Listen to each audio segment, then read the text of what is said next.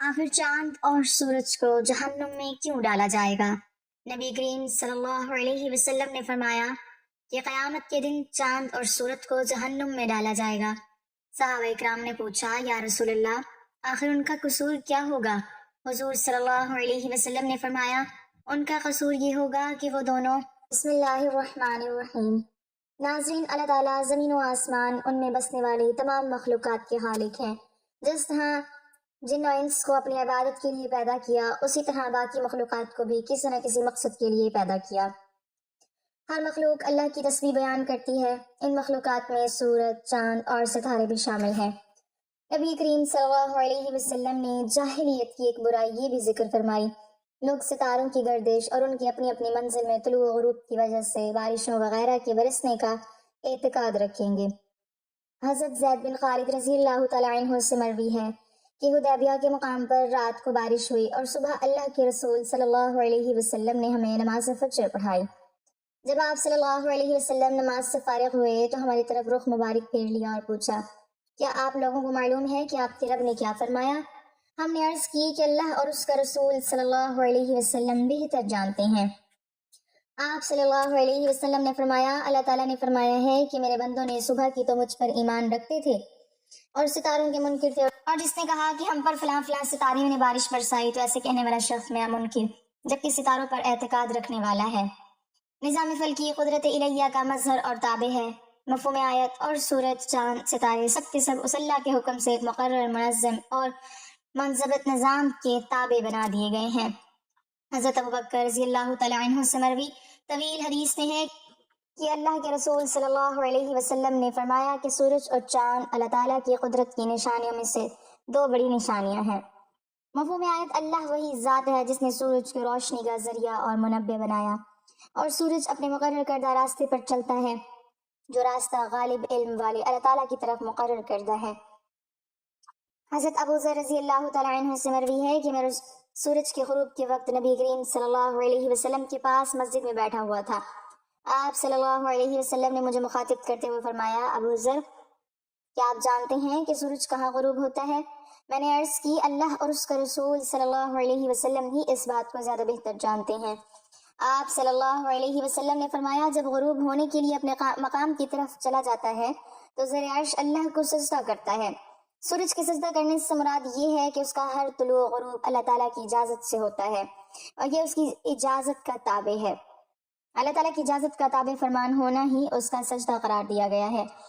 حضرت نعمان بن بشیر رضی اللہ تعالیٰ عنہ سے مروی ہے کہ رسول اللہ صلی اللہ علیہ وسلم کے زمانہ مبارک میں سورج گرہن ہوا۔ آپ صلی اللہ علیہ وسلم نے فرمایا، لوگوں نے نظریہ بنا لیا ہے کہ سورج اور چاند کو گرہن اس لیے لگتا ہے کہ کسی عظیم شخصیت کی موت واقع ہوئی ہے، حالانکہ یہ حقیقت کے بالکل خلاف ہے۔ سورج اور چاند کو گرہن کسی کی موت و حیات کی وجہ سے نہیں لگتا، یہ اللہ تعالیٰ کی نشانیوں میں سے بڑی نشانیاں ہیں۔ محترم ناظرین، کیا آپ کو معلوم ہے کہ چاند اور سورج کو بھی جہنم میں ڈالا جائے گا؟ ایسا کیوں کیا جائے گا؟ جاننے کے لیے ویڈیو کو مکمل دیکھیے۔ حضرت ابن عباس رضی اللہ تعالیٰ عنہ سے مروی ہے کہ انہوں نے فرمایا، جس سے اس بارے میں شک ہو کہ میدان حشر شام میں برپا ہوگا، اس سے یہ آیت مبارکہ تلاوت کر لینی چاہیے، وَالَّذِي أَخْرَجَ الزَّيْنِ كُفْرٌ مِّنْ أَهْلِ الْكِتَابِ مِنْ دِيَارِهِمْ لِأَوَّلِ الْحَشْرِ۔ رسول پاک صلی اللہ علیہ وسلم نے انہیں اس دن فرمایا تھا کہ تم چلے جاؤ۔ انہوں نے پوچھا، کہاں؟ تو آپ صلی اللہ علیہ وسلم نے فرمایا، عرش محشر کی طرف۔ حضرت معاویہ بن حیدہ رضی اللہ تعالیٰ عنہ سے روایت ہے کہ آپ صلی اللہ علیہ وسلم نے ارشاد فرمایا کہ تم اس طرح جمع کیے جاؤ گے، اور آپ صلی اللہ علیہ وسلم نے ملک شام کی طرف اشارہ فرمایا۔ حضرت سمرہ بن جندب رضی اللہ تعالیٰ عنہ سے روایت ہے کہ آپ صلی اللہ علیہ وسلم نے فرمایا، تم بیت المقدس کی طرف مشہور ہوں گے اور پھر تم قیامت میں جمع ہوں گے۔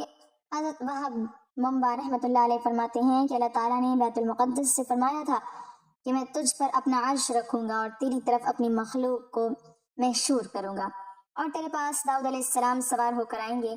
حضرت ابن عمر رضی اللہ تعالیٰ عنہ سے روایت ہے کہ آپ صلی اللہ علیہ وسلم نے فرمایا کہ جو شخص یہ چاہے کہ اپنی آنکھ سے قیامت کا مشاہدہ کرے تو اسے چاہیے کہ وہ اذا الشمس کورت و اذا النجوم انکدرت کو پڑھ لے۔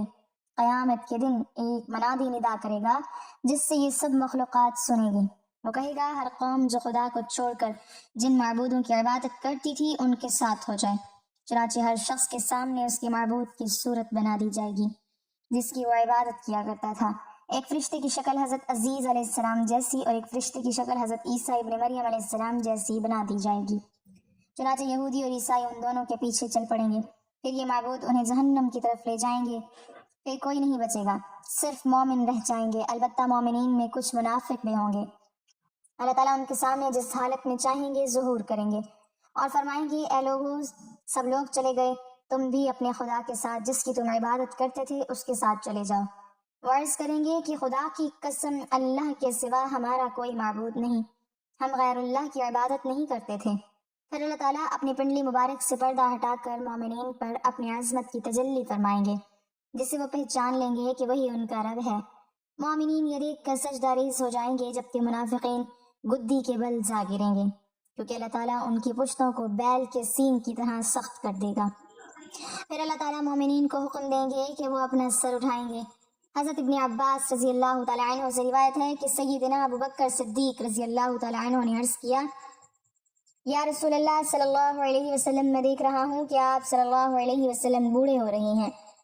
آپ صلی اللہ علیہ وسلم نے فرمایا، مجھے سورۃ ہود، سورہ واقعہ، سورۃ مرسلات، سورۃ عما یتساءلون اور سورۃ التکاثر نے بوڑھا کر دیا۔ حضرت ابو مریم رضی اللہ تعالیٰ عنہ سے روایت ہے کہ آپ صلی اللہ علیہ وسلم اذا الشمس کورت کا مطلب یہ بیان کیا کہ سورج کو بے نور کر کے دوزخ میں ڈال دیا جائے گا، اور وَإِذَا النُّجُومُ انْكَدَرَتْ کا مطلب یہ بیان کیا کہ ستاروں کو توڑ کر جہنم میں ڈال دیا جائے گا، اور ہر اس معبود کو جس کی خدا کے سوا پرستش کی گئی دوزخ میں ڈالا جائے گا سوائے حضرت عیسیٰ علیہ السلام اور ان کی والدہ کے۔ حضرت ابن عباس رضی اللہ تعالیٰ عنہ اذا الشمس کورت کی تفسیر میں فرماتے ہیں کہ اللہ تعالیٰ سورج، چاند، ستاروں کو قیامت کے دن سمندر میں پھینک کر ان کی روشنی کو مسخ کر دیں گے۔ پھر اللہ تعالیٰ مغرب کی طرف سے ہوائیں چلائیں گے جو سمندر کو بھڑکا کر آگ میں بدل دیں گی۔ اور بعض حضرات نے یہ فرمایا ہے کہ جب سورج کو سمندر میں پھینکا جائے گا تو اس سے سمندر کھول اٹھے گا اور پھر آگ میں تبدیل ہو جائے گا۔ حضرت ابو ہریرہ رضی اللہ تعالیٰ عنہ فرماتے ہیں کہ قیامت کے دن سورج اور چاند بے نور کر دیے جائیں گے۔ حضرت ابی ابن کعب رضی اللہ تعالیٰ عنہ فرماتے ہیں کہ قیامت سے پہلے 6 نشانیاں ظاہر ہوں گی۔ لوگ بازاروں میں چل پھر رہے ہوں گے کہ سورج کی روشنی بجھ جائے گی، ابھی وہ اسی حالت میں ہوں گے کہ پہاڑ زمین پر گر پڑیں گے اور زمین لرزنے لگے گی، جس سے جنات گھبرا کر انسانوں کی طرف اور انسان گھبرا کر جنات کی طرف بھاگیں گے۔ جانور، پرندے اور درندے آپس میں خلط ملط ہو جائیں گے۔ ارشاد خداوندی ہے، جب جنگل کے جانوروں میں رول پڑ جائے یعنی ایک دوسرے میں مل جائیں گے، اور جب بیاتی اونٹنیاں چھٹتی پھریں اور جب دریات چھونکے جائیں، اس وقت جنات انسانوں سے کہیں گے ہم تمہیں کہتے ہیں کہ سمندر کی طرف چلو۔ جب وہاں پہنچیں گے تو آگ ہی آگ نظر آئے گی جس سے شعلے اٹھ رہے ہوں گے۔ لوگ اسی حالت میں ہوں گے کہ اچانک زمین پھٹ کر 7 تہہ سے جا لگے گی اور آسمان پھٹ کر 7ویں آسمان سے جا ملے گا، تب ان پر ایک ایسی ہوا چلے گی جو انہیں موت کی آغوش میں سلا دے گی۔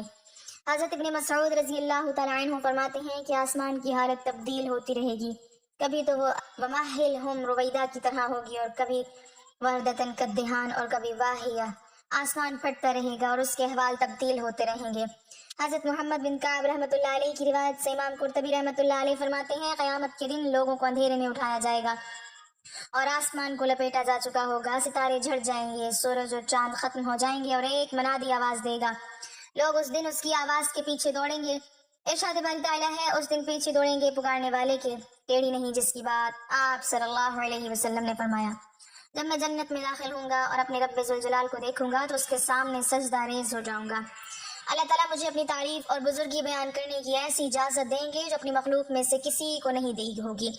پھر اللہ تعالیٰ فرمائیں گے، یا محمد اپنا سر اٹھائیں، شفاعت کریں، آپ کی شفاعت قبول ہوگی، آپ سوال کریں، آپ کو عطا کیا جائے گا۔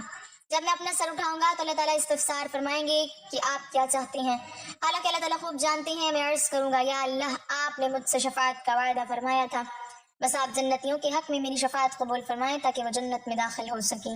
اللہ تعالیٰ فرمائیں گے، میں نے ان کے حق میں آپ کی شفاعت قبول کی اور ان کو جنت میں داخل ہونے کی اجازت دی۔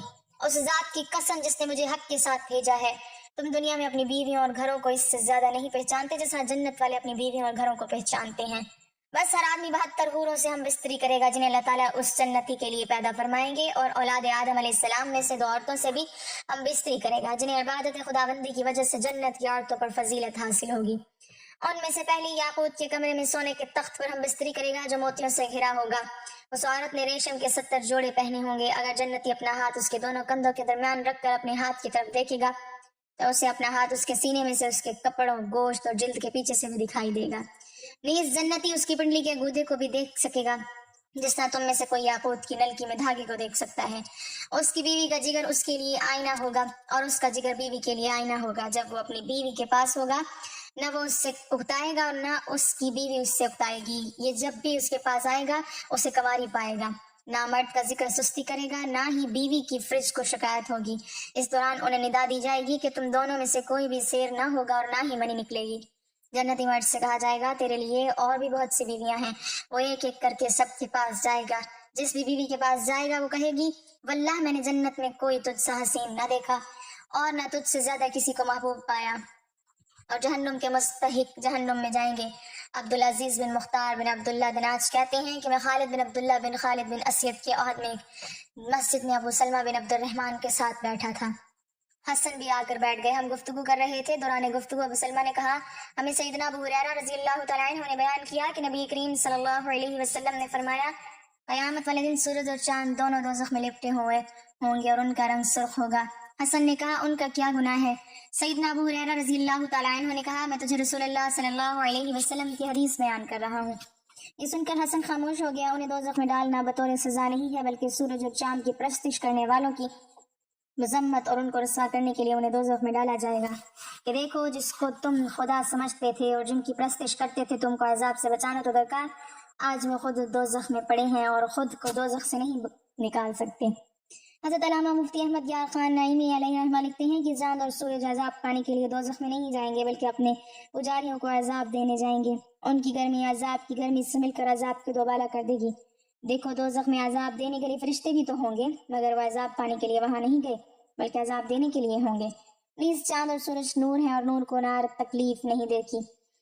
دیکھو مومنین گناہگاروں کو نکالنے کے لیے دوزخ میں جائیں گے مگر بالکل تکلیف نہ پائیں گے۔